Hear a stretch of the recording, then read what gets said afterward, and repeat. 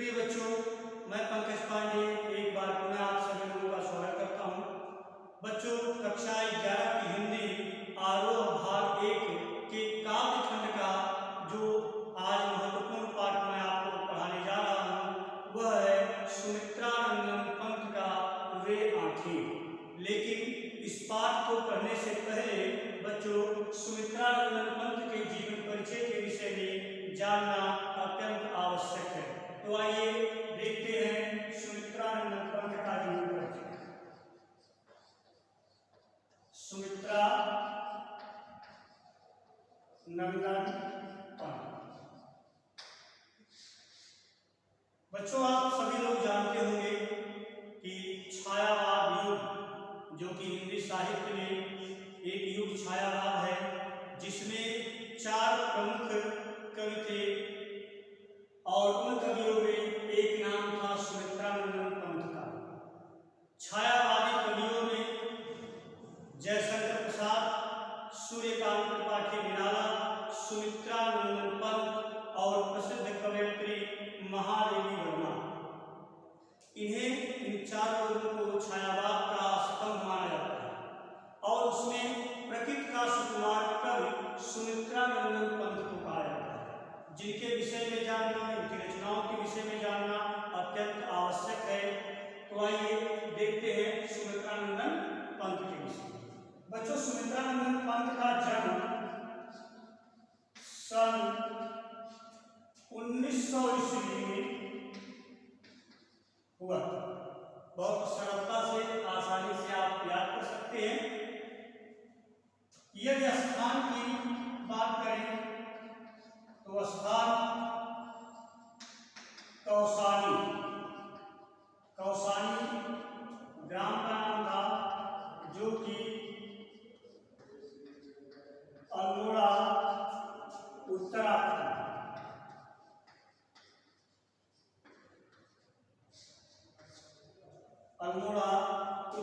में बच्चों, प्रकृति की गोद में बसा हुआ यह कौसानी अपने सौंदर्य के लिए, अपनी प्रकृति की शोभा के लिए जाना जाता है और ऐसा ग्रंथ जिसका जन्म ही प्रकृति की गोद में हुआ हो तो वह जो है प्रकृति का सुकुमार कवि तो कहा ही जा सकता है। तो इस प्रकार सुमित्रानंदन पंत का जन्म सन 1900 ईस्वी, स्थान कौसानी, अल्मोड़ा उत्तराखंड। बच्चों, इनके बचपन का नाम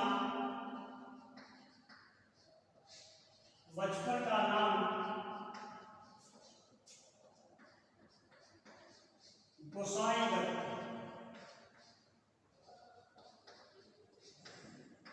बचपन का नाम गोसाई दत्त था और बाद में उन्होंने अपना नाम बदलकर सुमित्रानंदन पंत कर लिया।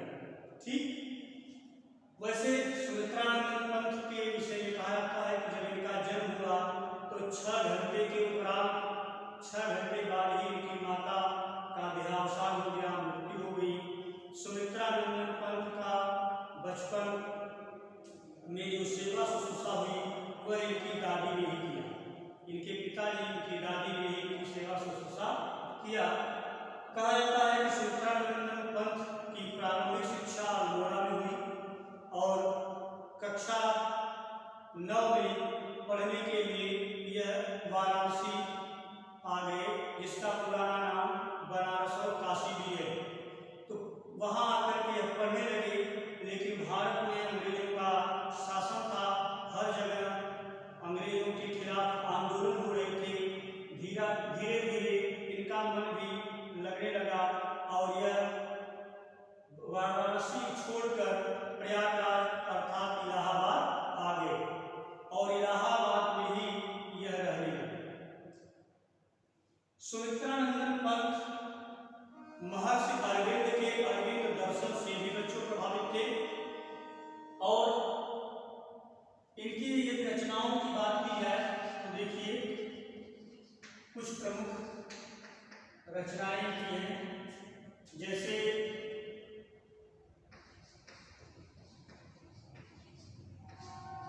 पल्लव जो कि बड़ी ही प्रमुख रचना है, चिदंबरा,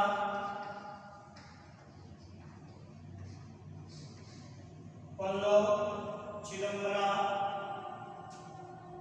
इसी प्रकार से युगवाणी,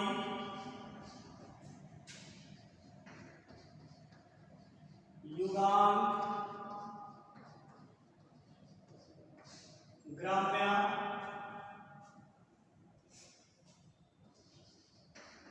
कला और बुढ़ाचार,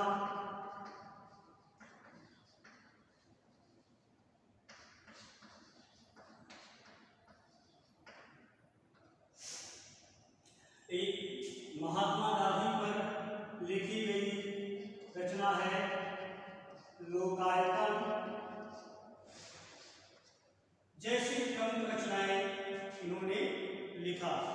इसके साथ साथ देखा जाए तो स्वर्ण किरण एक बड़ी प्रसिद्ध रचना है। स्वर्ण किरण, ठीक है। इस प्रकार से बच्चों सुमित्रानंद पंत का जन्म सन 1900 ईस्वी में स्थान कौशाली अल्मोड़ा उत्तराखंड में हुआ। बचपन का नाम गोसाई दत्त। रचनाएं पल्लव, चिदंबरा, युगवाणी, युगांक, ग्राम्या, कला और बुढ़ाचार, लोकायतन, स्वर्ण किरण जैसी इनकी रचनाएं रही। यदि बात करें इनकी बहुत महत्वपूर्ण रचना चिदंबरा की, तो इस रचना पर इन्हें बच्चों ज्ञानपीठ पुरस्कार से नवाजा गया।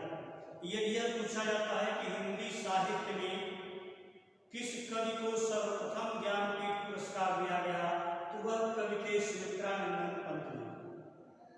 और किस रचना पर दिया गया, तो चिदंबरा रचना पर 1968 ईस्वी में इन्हें भारतीय ज्ञानपीठ पुरस्कार से सम्मानित किया गया। इसके बाद बहुत से कवियों को ये पुरस्कार दिया गया है। रामधारी सिंह को उर्वशी रचना पर दिया गया है। महादेवी वर्मा को यामा पर दिया गया। इसके बाद अज्ञेय जी को कितनी नावों में कितनी बार रचना पर ज्ञानपीठ पुरस्कार दिया गया। साहित्य के क्षेत्र में दिया जाने वाला ऐसा प्रतिष्ठित पुरस्कार और सबसे पहले हिंदी साहित्य में दिया गया तो वह सुमित्रानंद पंत जी और उनकी रचना चिदंबरा थी। वैसे इन्हें बच्चों कला और बुढ़ाचार नामक रचना पर साहित्य अकादमी पुरस्कार से भी इन्हें नवाजा गया। तो देखिए इनकी रचनाएं जो कि अत्यंत महत्वपूर्ण है, इन्हें आप अवश्य याद करें। बच्चों सुमित्रानंद पंत जो है, इन्हें प्रकृति का सुकुमार कवि भी कहा जाता है। इन्हें लक्ष्मण उपनाम से भी जाना जाता है। इन्हें बच्चों प्रकृति का सुकुमार कवि नाम से भी जाना जाता है। यदि इनकी रचनाओं की बात करें तो पल्लव, चिदंबरा, युगवाणी, युगांक, ग्राम्या, कला और बुढ़ाचार, लोकायतन, स्वर्ण किरण इस प्रकार की बहुत ही महत्वपूर्ण रचनाएं। आगे देखिए इनकी कुछ पत्रिकाएं। एक पत्रिका का इन्होंने संपादन भी किया था जिसका नाम था रूपाव। रूपाव पत्रिका जो कि प्रयागराज अर्थात इलाहाबाद से छपी थी। इस पत्रिका के यह संपादक भी थे। इसके साथ साथ यदि पुरस्कार की बात की जाए तो आइए देखते हैं कि कौन कौन से पुरस्कार से बच्चों को सम्मानित किया गया। सूर्यकांत, कौन कौन से पुरस्कार से सम्मानित किया गया देखिए।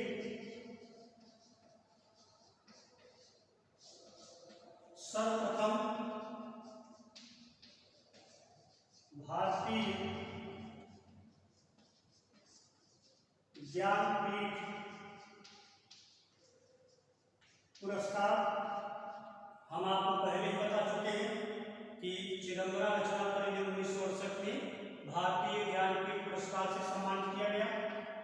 इसके साथ साथ साहित्य अकादमी पुरस्कार से इन्हें नवाजा गया। भारत सरकार ने इन्हें पद्म भूषण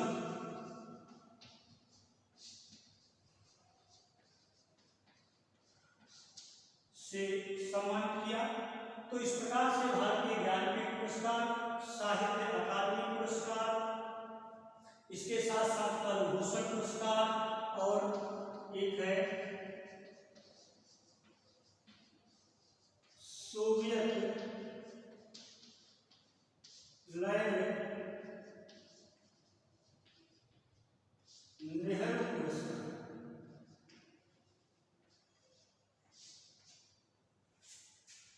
तो सोवियत लैंड नेहरू पुरस्कार से भी सम्मानित किया गया। बच्चों, इससे पहले हम जन्म के विषय में, इनके पारिवारिक जीवन के विषय में, इनके स्थान के विषय में, इनकी महत्वपूर्ण रचनाएं, इनकी पत्रिका रूपा, इसके बाद पुरस्कार की बात की जाए तो भारतीय ज्ञानपीठ पुरस्कार चिदम्बरा रचना पर दिया गया, साहित्य अकादमी पुरस्कार कला और गूढ़ाचार रचना पर दिया गया, पद्मभूषण पुरस्कार से सम्मानित किया गया, सोवियत लैंड नेहरू पुरस्कार से भी इन्हें सम्मानित किया गया। ठीक, इन्हें कुछ उपनाम की लिए बात करें, देखिए किन किन उपनाम से जाना जाता है। उपनाम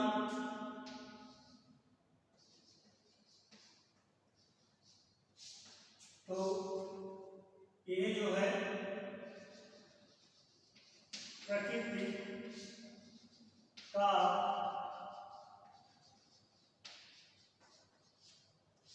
सुकुमार कर, क्योंकि बच्चों प्रकृति का बहुत ही मनोहर सुंदर वर्णन अपनी कविता में सुमित्रानंदन पंत जी ने किया है। इनकी एक कविता नौका विहार आप अवश्य पढ़िएगा, बहुत ही सुंदर कविता है। किसी एक व्यक्ति ने इनसे एक बार पूछा कि इस कविता की उत्पत्ति कैसे हुई, तो इन्होंने कहा, वियोगी होगा पहला कवि, आह से उपजा होगा गान, निकल कर आंखों से चुपचाप बही होगी कविता। कि हृदय के अंदर एक वियोग की पीड़ा जब मचती है, आंखों से आंसू निकलते हैं, मुंह से वह कविता स्वयं उत्पन्न हो जाती है उस वाणी से। तो इस प्रकार के पंत जी कवि थे। वैसे इससे पहले संस्कृत साहित्य में आपके वाल्मीकि जी ने भी इसका वर्णन कर चुके हैं।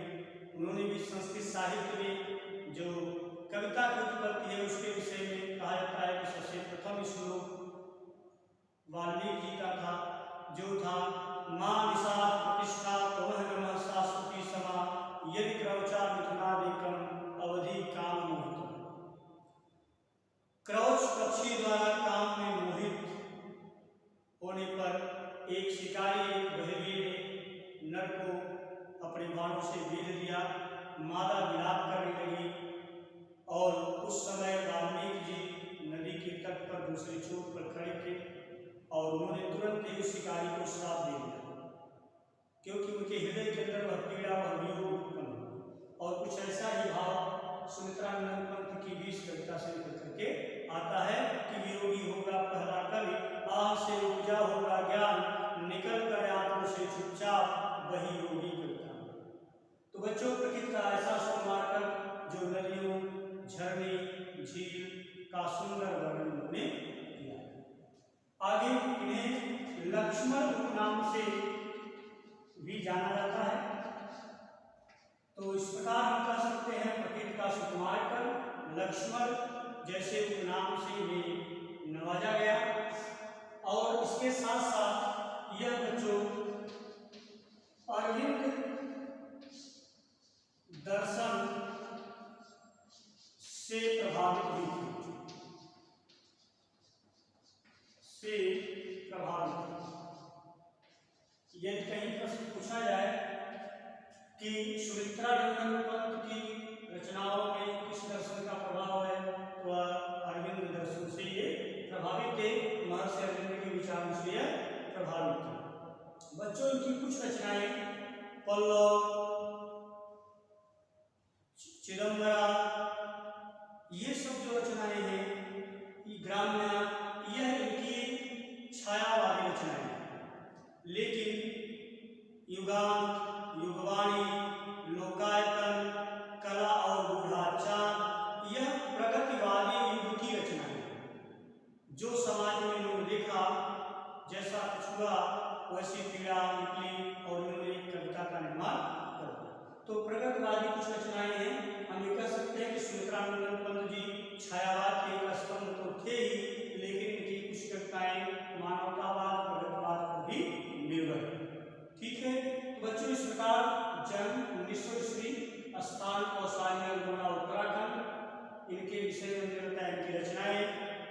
इसके साथ साथ प्रकृति का सुकुमार कवि देखा जाता है, लक्ष्मण कहा जाता है, अद्वैत दर्शन से प्रभावित थे और रूपाभ नामक पत्रिका का संपादन भी किया।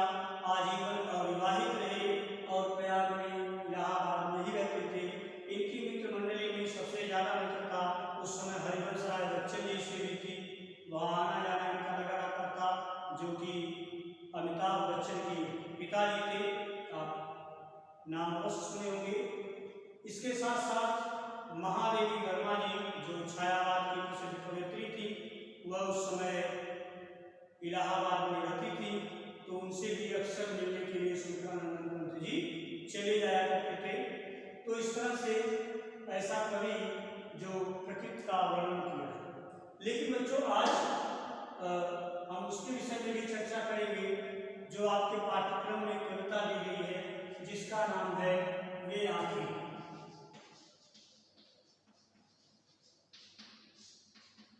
वे आंखें बच्चों, यह कविता प्रगतिवादी युग में लिखी गई है और इसमें एक किसान की दुखमय स्थिति, उसकी पीड़ा, किस प्रकार से जमींदार के लठैतों के द्वारा उसे मारा पीटा जाता है, उससे लगाम लिया जाता है। इसके बाद उसकी गाय छीन ली जाती है, उसकी बहू कुएं में गिर करके मर जाती है। एक तरह से सामान्य परिवार जो सुखमय जीवन व्यतीत कर रहा था, जिसकी लहलहाती हुई फसलें उसे आनंद देती थी, जिसका पुत्र था, जिसकी बहू थी, उजली नाम की जिसकी गाय थी, वह अपने मालिक को, स्वामी को मानती थी, लेकिन वो सब कुछ जमींदारी और शोषण की प्रवृत्ति के कारण उनका खेती बाड़ी घर सब गुजर गया। और उस किसान की आंखों में जो पीड़ा है, जो दुख है, एक अंधेरा सा जो छाया हुआ है, उसका वर्णन इस कविता के माध्यम से, वे आंखें कविता के माध्यम से सुमित्रानंद पंत जी ने किया। इन्होंने एक ऐसा चित्र, एक ऐसा विवादात्मक दृश्य उत्पन्न कर दिया है कि जिस प्रकार से लोग सताए जाते थे, मारे पीटे जाते थे, सामान्य जनजीवन में बड़ा संघर्ष होता था, उनका शोषण किया जाता था, उसका एक जीता जाता उदाहरण वे आंखें कविता है। और यह प्रगतिवादी कविता है, ठीक है। तो इस तरह से यदि हम देखें तो सुमित्रानंद पंत के विषय में, इनकी मृत्यु के विषय में हम बता देते हैं। मृत्यु बच्चों सन 1977 ईस्वी में हुई और स्थान प्रयागराज इलाहाबाद। तो 1977 ईस्वी में इनकी मृत्यु हुई। सन 1900 ईस्वी में इनका जन्म हुआ था। स्थान कौसानी पता है आपको, रचनाएं बता चुके हैं, पुरस्कार से माना जाएगा इसके विषय में बता चुके हैं। छायावादी के प्रसिद्ध कवि थे और प्रकृतिवाद में भी इन्होंने कुछ रचनाएं लिखी हैं, युगानी, युगान, लोकायतन, कला और गुणाचार जैसे। इनकी प्रथम कविता जो थी उसके विषय में भी बच्चों हम बात कर लेते हैं। सर्वप्रथम इन्होंने जो कविता लिखा वह थी प्रथम कविता गिरजे का धन। प्रथम कविता जो है वह है गिरजे का धन। सर्वप्रथम ये कविता इन्होंने लिखा। तो इस प्रकार से आप लोगों के टेस्ट में इससे संबंधित कुछ प्रश्न आते हैं और भी प्रश्न ये आते हैं कि लक्ष्मण उपनाम से किस कवि को कहा जाता है, सुमित्रानंद पंत को कहा जाता है। भारतीय ज्ञानपीठ पुरस्कार हिंदी साहित्य में सर्वप्रथम किस कवि को दिया गया, सुमित्रानंद पंत को दिया गया। इसके बाद इसी तरह से सुमित्रानंद पंत की किस रचना पर ज्ञानपीठ पुरस्कार दिया गया, चिदंबरा, कला और गुणाचार, लोकायतन, युगवानी। तो चिदंबरा सही है। तो इस तरह से कुछ प्रश्न इनके रचना को लेकर, इनके जीवन चरित्र को लेकर के बन सकता है। तो ऐसे प्रसिद्ध छायावादी कवि के विषय में हमने आपको बताया। इसके साथ साथ इनकी जो चर्चित कविता है वे आंखें, यह बहुत महत्वपूर्ण है, प्रगतिवादी में लिखी गई है। इसमें किसान की दशा, शोषण करते हैं, किस तरह से उसकी फसलों को छीन लिया जाता है, उसकी गाय छीन करके ले जाते हैं, उसके हंसते खेलते सुखमय जीवन को उजाड़ दिया जाता है, परिवार उसका बिखर जाता है। इस पीड़ा का वर्णन सुमित्रानंदन पंत जी की इस कविता में। तो बच्चों, इसी के साथ मैं अपने वाणी को विराम देता हूँ।